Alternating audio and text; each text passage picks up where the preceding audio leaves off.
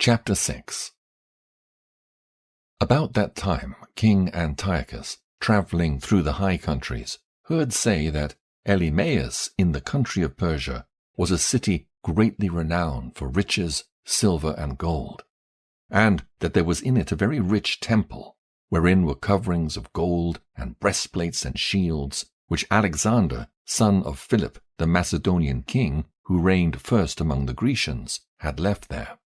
Wherefore he came and sought to take the city and to spoil it. But he was not able, because they of the city, having had warning thereof, rose up against him in battle. So he fled, and departed thence with great heaviness, and returned to Babylon. Moreover, there came one who brought him tidings into Persia, that the armies which went against the land of Judea were put to flight, and that Lysias, who went forth first with a great power, was driven away of the Jews, and that they were made strong by the armor and power and store of spoils which they had gotten of the armies whom they had destroyed. Also that they had pulled down the abomination which he had set up upon the altar in Jerusalem, and that they had compassed about the sanctuary with high walls as before, and his city Bethsura. Now when the king heard these words, he was astonished, and sore moved. Whereupon he laid him down upon his bed, and fell sick for grief, because it had not befallen him as he looked for. And there he continued many days, for his grief was ever more and more, and he made account that he should die. Wherefore he called for all his friends, and said unto them, The sleep is gone from mine eyes, and my heart faileth for very care. And I thought with myself, Into what tribulation am I come, and how great a flood of misery is it wherein now I am? For I was bountiful and beloved in my power. But now I remember the evils that I did at Jerusalem, and that I took all the vessels of gold and silver that were therein, and sent to destroy the inhabitants of Judea without a cause. I perceive, therefore, that for this cause these troubles are come upon me. And behold, I perish through great grief in a strange land. Then called he for Philip, one of his friends, who he'd made ruler over all his realm, and gave him the crown and his robe and his signet, to the end he should bring up his son Antiochus, and nourish him up for the kingdom. So King Antiochus died there, in the 149th year. Now, when Lysias knew that the king was dead, he set up Antiochus his son, whom he had brought up, being young, to reign in his stead, and his name he called Eupator. About this time, they that were in the tower shut up the Israelites round about the sanctuary, and sought always their hurt and the strengthening of the heathen. Wherefore Judas, purposing to destroy them, called all the people together to besiege them. So they came together and besieged them in the 150th year, and he made mounts for shot against them, and other engines. Howbeit certain of them that were besieged got forth, unto whom some ungodly men of Israel joined themselves. And they went unto the king, and said, How long will it be ere thou execute judgment, and avenge our brethren? We have been willing to serve thy father, and to do as he would have us, and to obey his commandments, for which cause they of our nation besiege the tower, and are alienated from us. Moreover, as many of us as they could light on they slew, and spoiled our inheritance. Neither have they stretched out their hand against us only, but also against their borders. And behold, this day are they besieging the tower at Jerusalem to take it. The sanctuary also, and Bethsura have they fortified. Wherefore, if thou dost not prevent them quickly, they will do the greater things than these, neither shalt thou be able to rule them. Now when the king heard this, he was angry, and gathered together all his friends, and the captains of his army, and those that had charge of the horse. There came also unto him from other kingdoms, and from isles of the sea, bands of hired soldiers, so that the number of his army was 100,000 footmen, and 20,000 horsemen, and 32 elephants exercised in battle. These went through Idumea and pitched against Bethsura, which they assaulted many days, making engines of war. But they of Bethsura came out and burned them with fire, and fought valiantly. Upon this Judas removed from the tower, and pitched in Bath Zacharias, over against the king's camp.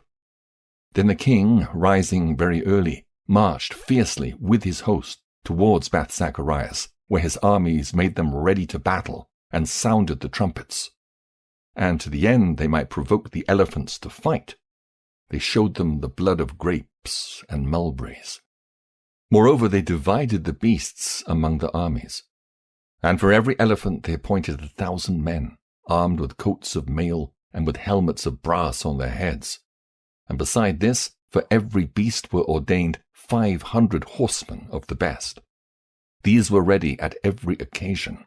Wheresoever the beast was, and wheresoever the beast went, they went also. Neither departed they from him. And upon the beasts were there strong towers of wood, which covered every one of them, and were girt fast unto them with devices. There were also upon every one 32 strong men that fought upon them, beside the Indian that ruled him. As for the remnant of the horsemen, they set them on this side and on that side at the 2 parts of the host, giving them signs what to do, and being harnessed all over amidst the ranks. Now when the sun shone upon the shields of gold and brass, the mountains glistered therewith, and shined like lamps of fire. So part of the king's army, being spread upon the high mountains, and part on the valleys below, they marched on safely and in order. Wherefore all that heard the noise of their multitude, and the marching of the company, and the rattling of the harness were moved, for the army was very great and mighty. Then Judas and his host drew near, and entered into battle. And there were slain of the king's army 600 men. Eleazar also, surnamed Savaran, perceiving that one of the beasts armed with royal harness was higher than all the rest, and supposing that the king was upon him, put himself in jeopardy to the end he might deliver his people and get him a perpetual name. Wherefore he ran upon him courageously through the midst of the battle, slaying on the right hand and on the left, so that they were divided from him on both sides. Which done, he crept under the elephant, and thrust him under, and slew him. Whereupon the elephant fell down upon him, and there he died. Howbeit the rest of the Jews, seeing the strength of the king and the violence of his forces, turned away from them. Then the king's army went up to Jerusalem to meet them, and the king pitched his tents against Judea and against Mount Sion. But with them that were in Bethsura he made peace. For they came out of the city because they had no victuals there to endure the siege, it being a year of rest to the land. So the king took Bethsura, and set a garrison there to keep it. As for the sanctuary, he besieged it many days, and set there artillery with engines, and instruments to cast fire and stones, and pieces to cast darts and slings. Whereupon they also made engines against their engines, and held them in battle a long season. Yet at the last, their vessels being without victuals, for that it was the 7th year, and they in Judea that were delivered from the Gentiles had eaten up the residue of the store. There were but a few left in the sanctuary, because the famine did so prevail against them that they were fain to disperse themselves, every man to his own place. At that time Lysias heard say that Philip, whom Antiochus the king, whilst he lived, had appointed to bring up his son Antiochus that he might be king, was returned out of Persia and Media, and the king's host also that went with him, and that he sought to take unto him the ruling of the affairs. Wherefore he went in all haste, and said to the king and the captains of the host and the company, We decay daily, and our victuals are but small, and the place we lay siege unto is strong, and the affairs of the kingdom lie upon us.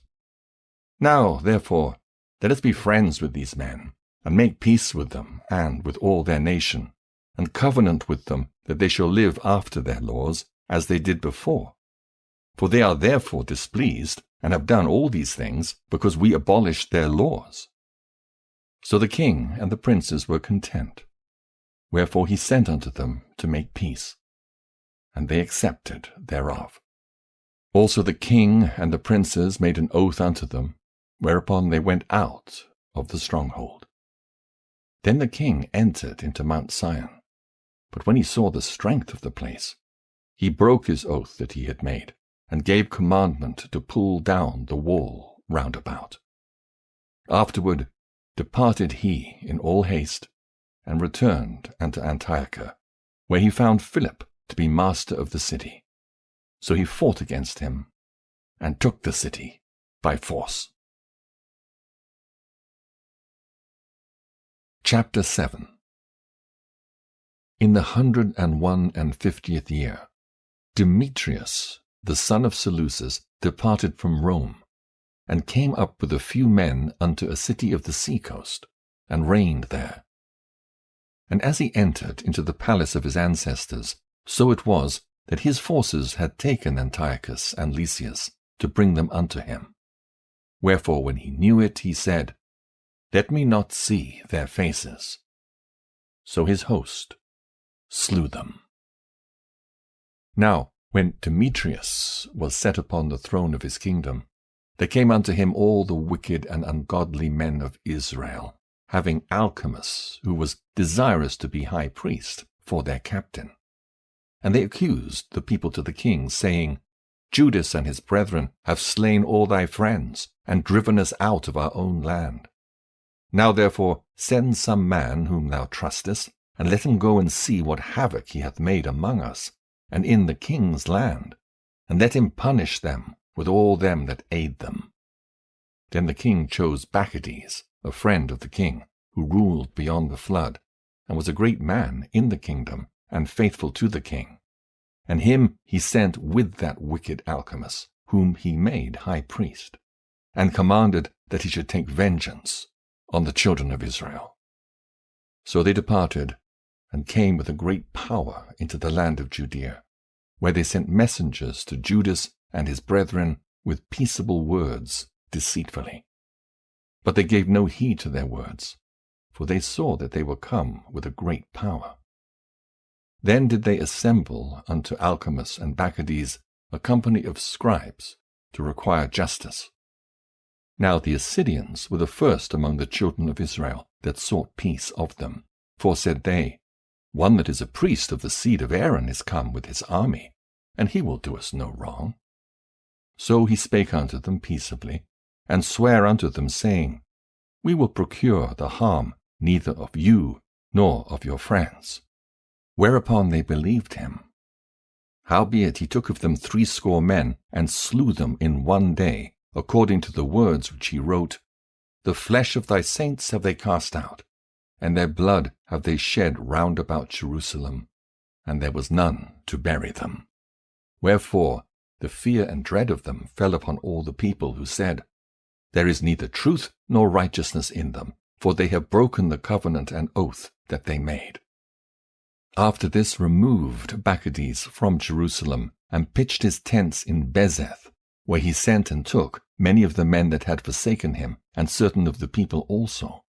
And when he had slain them, he cast them into the great pit. Then committed he the country to Alcimus, and left him a power to aid him. So Maccabees went to the king, but Alcimus contended for the high priesthood. And unto him resorted all such as troubled the people, who, after they had gotten the land of Judah into their power, did much hurt in Israel. Now when Judas saw all the mischief that Alcimus and his company had done among the Israelites, even above the heathen, he went out into all the coasts of Judea round about, and took vengeance of them that had revolted from him, so that they durst no more go forth into the country. On the other side, when Alchemist saw that Judas and his company had gotten the upper hand, and knew that he was not able to abide their force, he went again to the king, and said all the worst of them that he could. Then the king sent Nicanor, one of his honorable princes, a man that bare deadly hate unto Israel, with commandment to destroy the people. So Nicanor came to Jerusalem with a great force, and sent unto Judas and his brethren deceitfully, with friendly words, saying, Let there be no battle between me and you. I will come with a few men, that I may see you in peace. He came therefore to Judas, and they saluted one another peaceably. Howbeit the enemies were prepared to take away Judas by violence, which thing, after it was known to Judas, to wit, that he came unto him with deceit, he was sore afraid of him, and would see his face no more. Nicanor also, when he saw that his counsel was discovered, went out to fight against Judas beside Caphasalama, where there were slain of Nicanor's side about 5,000 men, and the rest fled into the city of David. After this went Nicanor up to Mount Sion, and there came out of the sanctuary certain of the priests and certain of the elders of the people to salute him peaceably, and to show him the burnt sacrifice that was offered for the king. But he mocked them, and laughed at them, and abused them shamefully, and spake proudly, and sware in his wrath, saying, Unless Judas and his host be now delivered into my hands, if ever I come again in safety, I will burn up this house. And with that he went out in a great rage. Then the priests entered in, and stood before the altar and the temple, weeping and saying, Thou, O Lord, didst choose this house to be called by thy name, and to be a house of prayer and petition for thy people. Be avenged of this man and his host, and let them fall by the sword. Remember their blasphemies, and suffer them not to continue any longer. So Nicanor went out of Jerusalem, pitched his tents in Beth-horon, where an host out of Syria met him. But Judas pitched in Edassa with 3,000 men. And there he prayed, saying, O Lord, when they that were sent from the king of the Assyrians blasphemed, thine angel went out, and smote 184,500 of them. Even so, destroy thou this host before us this day, that the rest may know that he hath spoken blasphemously against thy sanctuary, and judge thou him according to his wickedness. So the 13th day of the month Adar, the hosts joined battle. But Nicanor's host was discomfited, and he himself was first slain in the battle. Now when Nicanor's host saw that he was slain, they cast away their weapons and fled. Then they pursued after them a day's journey from Edassa unto Gazara, sounding an alarm after them with their trumpets. Whereupon they came forth out of all the towns of Judea round about, and closed them in, so that they, turning back upon them that pursued them, were all slain with the sword, and not one of them was left. Afterwards they took the spoils and the prey, and smote off Nicanor's head, and his right hand, which he stretched out so proudly, and brought them away and hanged them up toward Jerusalem. For this cause the people rejoiced greatly, and they kept that day a day of great gladness. Moreover, they ordained to keep yearly this day, being the 13th of Adar. Thus the land of Judah was in rest a little while. Chapter 8. Now Judas had heard of the Romans, that they were mighty and valiant men, and such as would lovingly accept all that joined themselves unto them, and make a league of amity with all that came unto them, and that they were men of great valour. It was told him also of their wars and noble acts which they had done among the Galatians, and how they had conquered them and brought them under tribute, and what they had done in the country of Spain, for the winning of the mines of the silver and gold which is there, and that by their policy and patience they had conquered all the place, though it were very far from them. And the kings also that came against them from the uttermost part of the earth, till they had discomfited them, and given them a great overthrow, so that the rest did give them tribute every year. Besides this, how they had discomfited in battle Philip, and Perseus, king of the Kittims, with others that lifted up themselves against them, and had overcome them. How also Antiochus, the great king of Asia, that came against them in battle, having 120 elephants, with horsemen and chariots, and a very great army, was discomfited by them. And how they took him alive, and covenanted that he and such as reigned after him should pay a great tribute, and give hostages, and that which was agreed upon. And the country of India, and Media, and Lydia, and of the goodliest countries, which they took of him, and gave to King Eumenes. Moreover, how the Grecians had determined to come and destroy them, and that they, having knowledge thereof, sent against them a certain captain, and fighting with them, slew many of them, and carried away captives their wives and their children, and spoiled them, and took possession of their lands, and pulled down their strongholds, and brought them to be servants unto this day.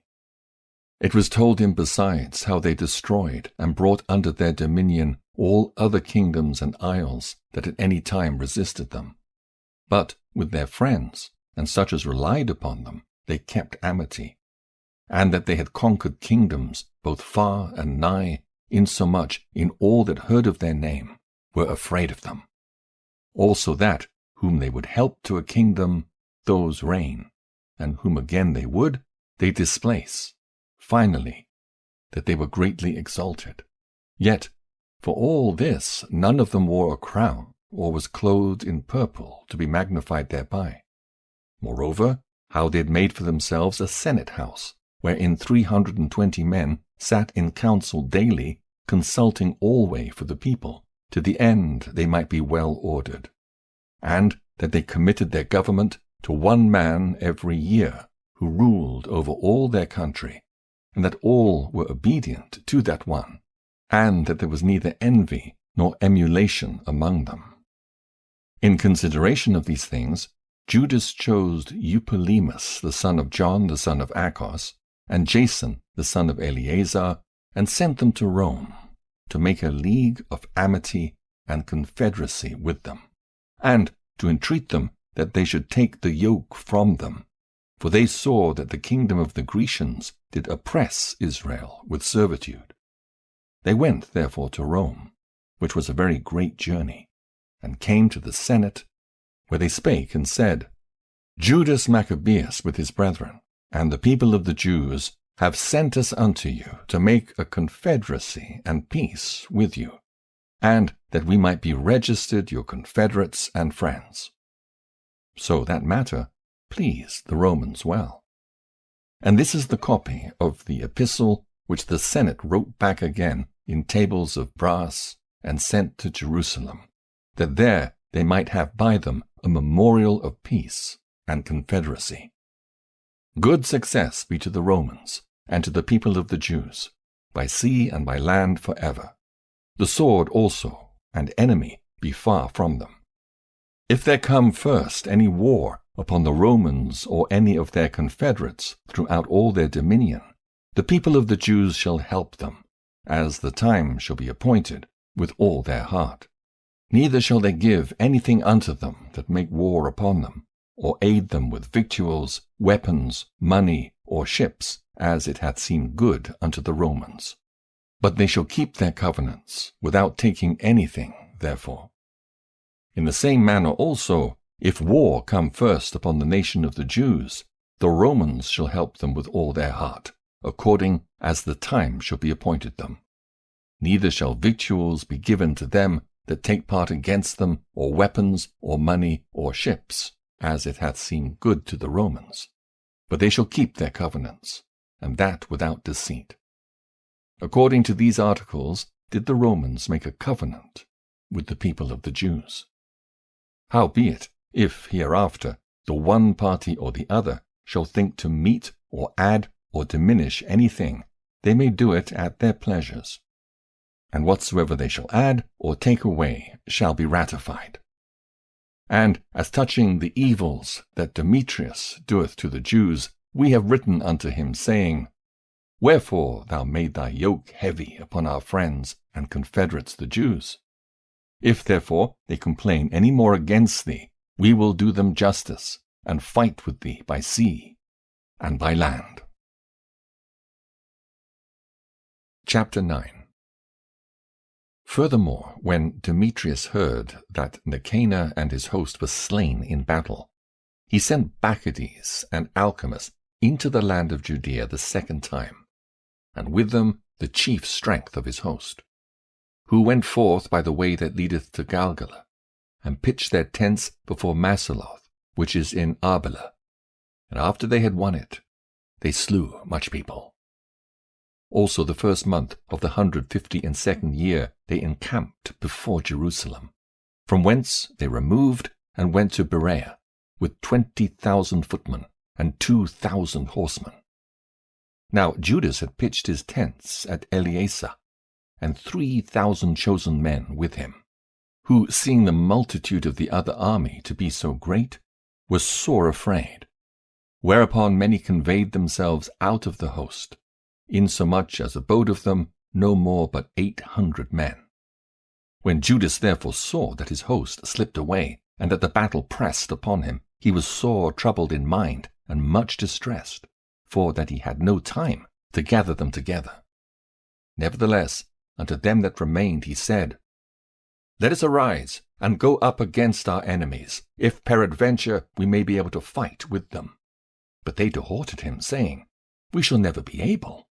Let us now rather save our lives, and hereafter we will return with our brethren, and fight against them, for we are but few. Then Judas said, God forbid that I should do this thing, and flee away from them. If our time be come, let us die manfully for our brethren, and let us not stain our honor. With that, the host of Maccabees removed out of their tents, and stood over against them, their horsemen being divided into 2 troops, and their slingers and archers going before the host, and they that marched in the forward were all mighty men. As for Maccabees, he was in the right wing. So the host drew near on the 2 parts, and sounded their trumpets. They also, of Judas's side, even they sounded their trumpets also, so that the earth shook at the noise of the armies, and the battle continued from morning till night. Now when Judas perceived that Maccabees and the strength of his army were on the right side, he took with him all the hardy men, who discomfited the right wing, and pursued them unto the Mount Azotus.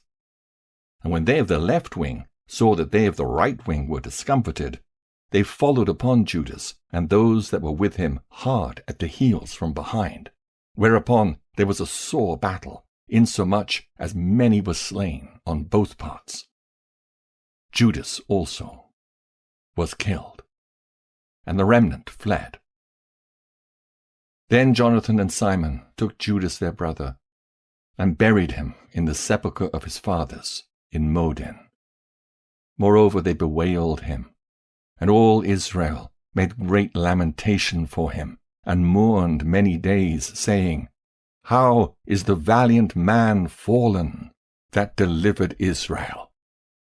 As for the other things concerning Judas and his wars, and the noble acts which he did and his greatness, they are not written, for they were very many. Now after the death of Judas, the wicked began to put forth their heads in all the coasts of Israel, and there arose up all such as wrought iniquity.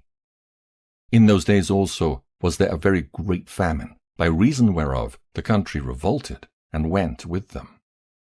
Then Maccabees chose the wicked men, and made them lords of the country. And they made inquiry and search for Judas's friends, and brought them unto Maccabees, who took vengeance of them, and used them despitefully. So was there a great affliction in Israel, the like whereof was not since the time that a prophet was not seen among them.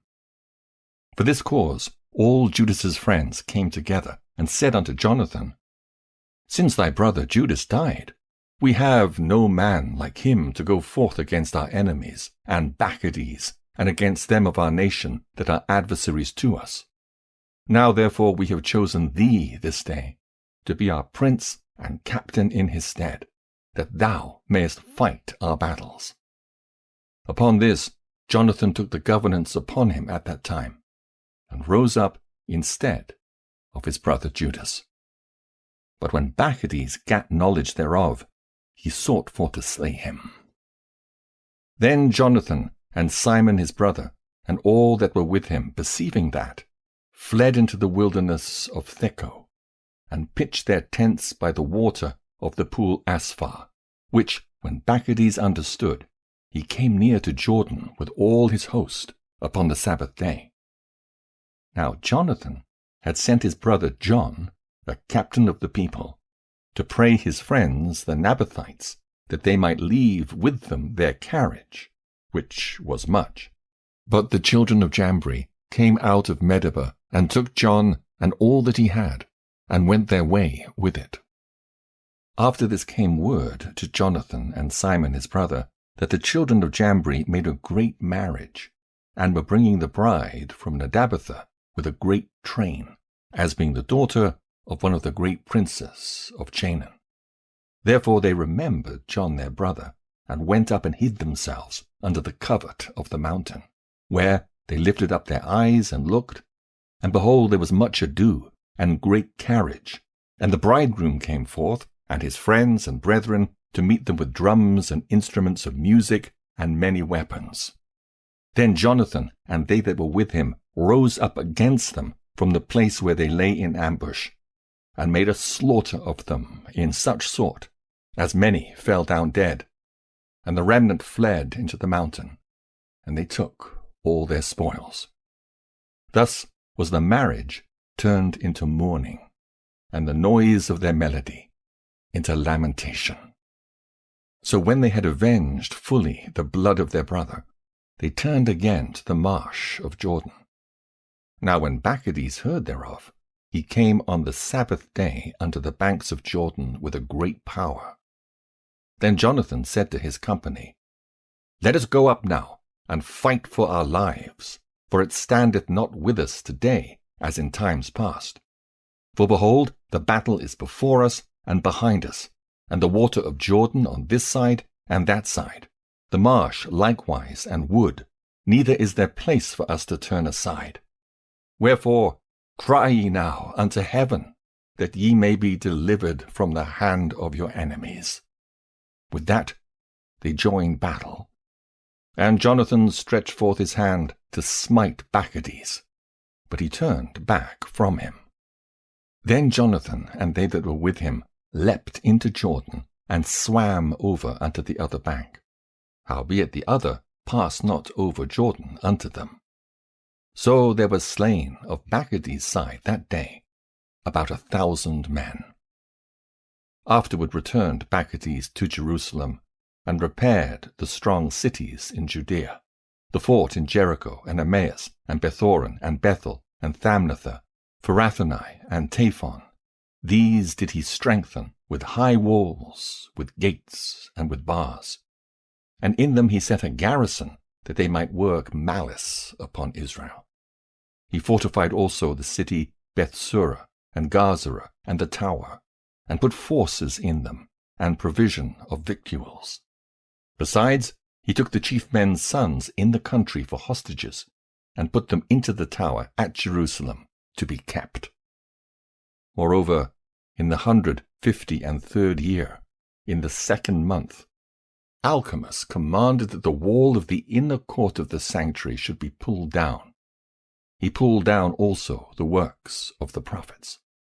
And as he began to pull down, even at that time, was Alchemus plagued, and his enterprises hindered, for his mouth was stopped, and he was taken with a palsy, so that he could no more speak anything, nor give order concerning his house. So Alchemus died at that time with great torment. Now when Bacchides saw that Alcimus was dead, he returned to the king, whereupon the land of Judea was in rest 2 years. Then all the ungodly men held a council, saying, Behold, Jonathan and his company are at ease, and dwell without care. Now therefore we will bring Bacchides hither, who shall take them all in one night. So they went and consulted with him. Then removed he, and came with a great host, and sent letters privily to his adherents in Judea, that they should take Jonathan and those that were with him. Howbeit they could not, because their counsel was known unto them. Wherefore they took of the men of the country that were authors of that mischief about 50 persons, and slew them. Afterward Jonathan and Simon and they that were with him got them away to Bethbesai, which is in the wilderness, and they repaired the decays thereof, and made it strong. Which thing, when Bacchides knew, he gathered together all his host, and sent word to them that were of Judea. Then went he and laid siege against Bethbesai, and they fought against it a long season, and made engines of war. But Jonathan left his brother Simon in the city, and went forth himself into the country, and with a certain number went he forth. And he smote Odaenaches and his brethren, and the children of Phasiron in their tent. And when he began to smite them, and came up with his forces, Simon and his company went out of the city, and burned up the engines of war, and fought against Bacchides, who was discomfited by them, and they afflicted him sore, for his counsel and travail was in vain. Wherefore he was very wroth at the wicked men that gave him counsel to come into the country, inasmuch as he slew many of them, and purposed to return to his own country. Whereof, when Jonathan had knowledge, he sent ambassadors unto him, to the end he should make peace with him, and deliver them the prisoners. Which thing he accepted, and did according to his demands, and sware unto him that he would never do him harm all the days of his life. When therefore he had restored unto him the prisoners that he had taken aforetime out of the land of Judea, he returned, and went his way into his own land, neither came he any more into their borders. Thus the sword ceased from Israel. But Jonathan dwelt at Maccabees, and began to govern the people, and he destroyed the ungodly men out of Israel. You blind guides, you strain out a gnat, but swallow a camel. Woe to you, teachers of the law and Pharisees, you hypocrites! You clean the outside of the cup and dish, but inside they are full of greed and self-indulgence. Blind Pharisee! First clean the inside of the cup and dish, and then the outside also will be clean. Woe to you, teachers of the law and Pharisees, you hypocrites! You are like whitewashed tombs, which look beautiful on the outside, but on the inside are full of the bones of the dead and everything unclean. In the same way, on the outside you appear to people as righteous, but on the inside you are full of hypocrisy and wickedness.